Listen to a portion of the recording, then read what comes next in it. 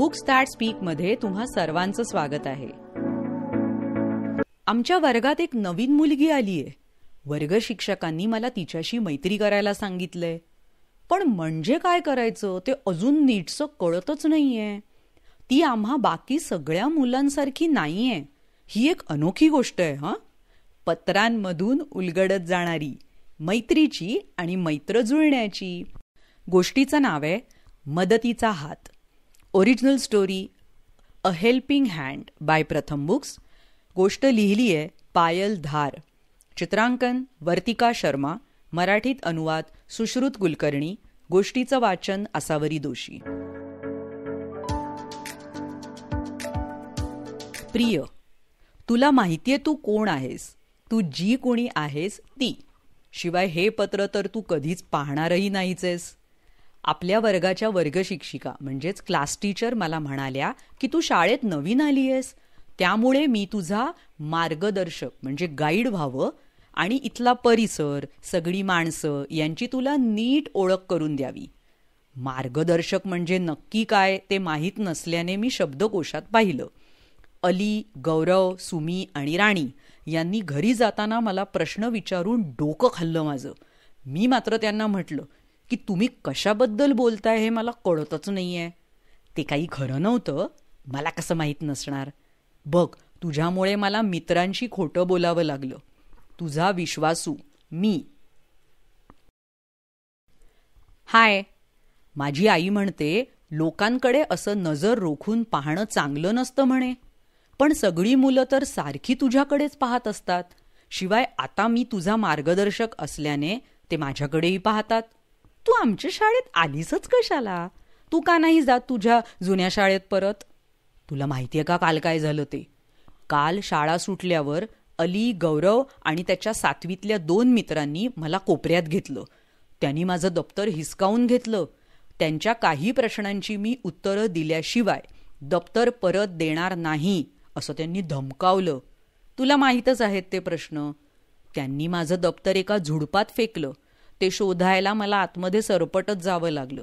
माझा शर्ट सुद्धा फाटला आणि त्यामुळे मग आई पण रागावली. हे सगळं तुझ्यामुळे झालंय. मी. हॅलो. मी त्यांना कितीतरी वेळा सांगितलं की त्यांना जे काही हवंय ते तुला थेट विचारू शकतात. मला विचारून काय मिळणार आहे त्यांना? तुझ्याकडे ती गोष्ट का आहे, ती नक्की कसं काम करते याची मला माहिती असावी अशी अपेक्षा ते कशी करू शकतात? पण खरं सांगायचं तर मलाही त्यांच्यासारखंच किंबहुना तेच सगळे प्रश्न तुझ्याबद्दल पडलेत. तू पहिल्यांदा वर्गात आलीस तेव्हाच तुला पाहिल्यानंतर आमच्या ते लक्षात आलं. एका हातानेच तू सगळ्या गोष्टी करत होतीस. तेव्हा तुझा दुसरा हात अजिबात हलत नव्हता. सुरुवातीला याचं कारण माझ्या लक्षात नाही आलं. मग जरा जवळून पाहिलं तर त्या दुसऱ्या हाताकडे पाहून काहीसं विचित्रच वाटलं. तो हात प्लास्टिकचा असल्यासारखा दिसत होता. आधी मला वाटलं तो खेळण्यातला हात आहे. मला नीट कळायला थोडा वेळच लागला. शिवाय जेवणाच्या सुट्टीत काय झालं ते पाहिलं मी. पुन्हा भेटू. हॅलो. आज माझ्या सगळ्यात मोठ्या बहिणीचा फोन आला होता. ती दिल्लीला इंजिनिअरिंग करतेय. मी तिला म्हटलं माझ्या वर्गातल्या एका मुलीला खोटा हात आहे. ती म्हणाली, अरे तशा हाताला प्रॉस्थेटिक असं म्हणतात. आता जरा माझा सल्ला ऐकशील का? जर लोकांनी सारखं तुझ्याकडे रोखून पाहणं, तुझ्याविषयी बोलणं हे सगळं तुला नको असेल ना, तर पहिल्यांदा तू सगळा वेळ एकाच कोपऱ्यात उभं राहणं बंद कर पाहू. तू आमच्यासोबत खेळायला का येत नाहीस? तू झोपाळ्यावर का खेळत नाहीस? झोपाळा तर प्रत्येकाला आवडतो. तुला नाही का आवडत? आता इथे तुला 2 आठवडे झालेत जवळपास. तुला आमच्यात मिसळायला काही हरकत नाही आता. मी काय सतत तुझा मार्गदर्शक राहणार नाहीये बरं का. काही वेळा तुझ्याशी ना काय बोलावं तेच मला कळत नाही. पुन्हा एकदा. परवा जेवणाच्या सुट्टीत जे काही घडलं ते सगळं मी बघत होतो.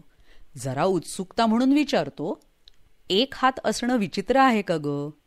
तुझा फक्त पंजाच असा आहे की पूर्ण हातच खोटा आहे? म्हणजे सॉरी, काय म्हणतात ते, प्रॉस्थेटिक आहे? सुमी, गौरव आणि मी शाळेतून परत येताना एका हाताचं चॅलेंज हा खेळ खेळलो.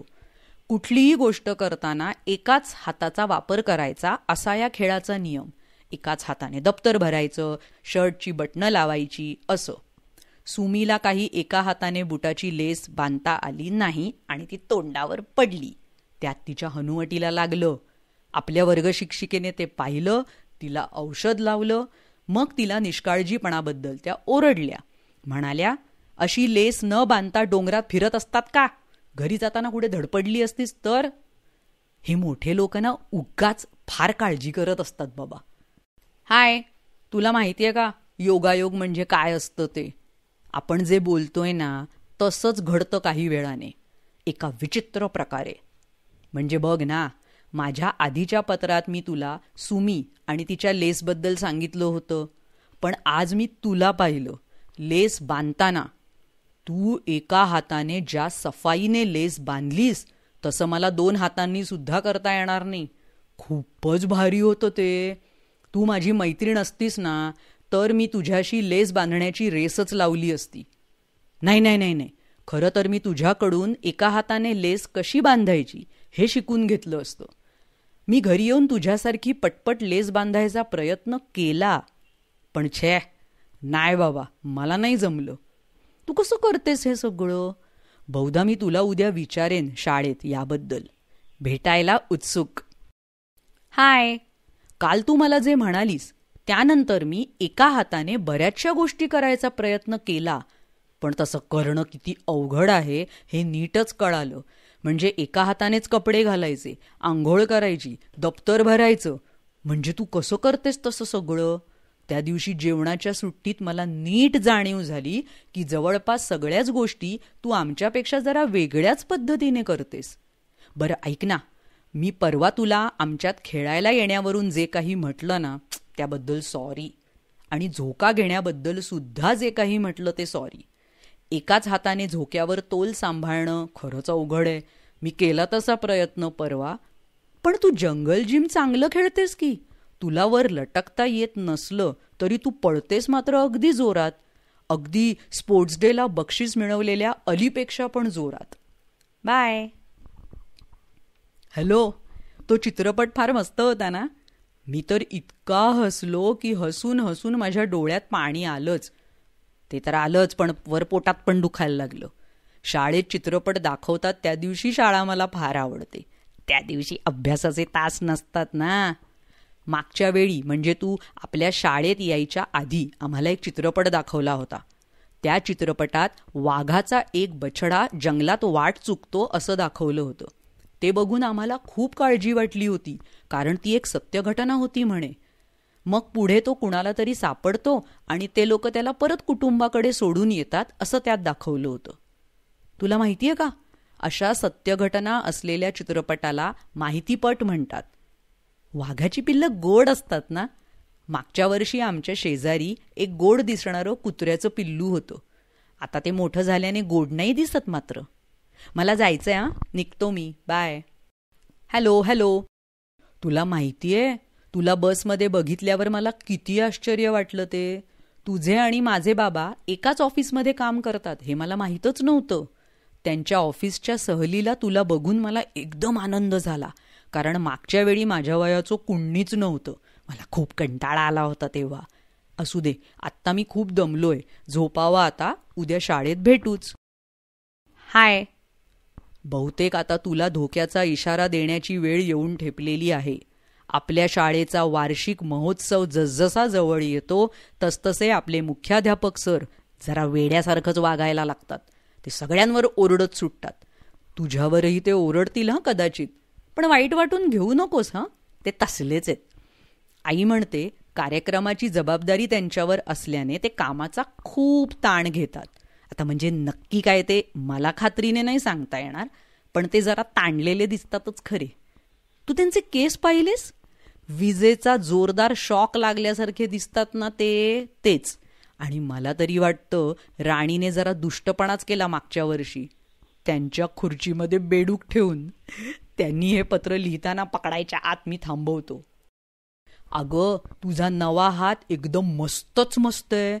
म्हणजे तू वाईट नको वाटून घेऊस, पण तुझा तो जुना हात ना जरा उदासच होता. तो नुसताच होता तिथे. त्या जागी आलेला हा नवा हात म्हणजे जादू आहे हा. आता बोटं छान वापरता येत आहेत तुला, शेक हँड पण करता येतंय. सॉरी, मी जरा न विचार करताच तुला हात मिळवायला लावला. तू या नव्या हाताने काय उचलू शकतेस ते पाहूया आपण उद्या. खरं तर आता माझ्या लक्षात येतंय की गेले बरेच दिवस मी तुझ्या प्रॉस्थेटिक हाताबद्दल काही बोललेलोच नाहीये. मला तुला इतक्या साऱ्या गोष्टी सांगायच्या होत्या की मी त्याबद्दल पार विसरून गेलो. का ते माहीत नाही, पण आता माझी उत्सुकताही संपलीये त्याबद्दलची. तुझा मित्र. तर या आणि अशा अनेक गोष्टी ऐकण्यासाठी बुक्स दॅट स्पीक या चॅनलवर नक्की भेट द्या. यूट्यूबवर, वेगवेगळ्या पॉडकास्टिंग चॅनल्सवर, Instagram ID books that speak.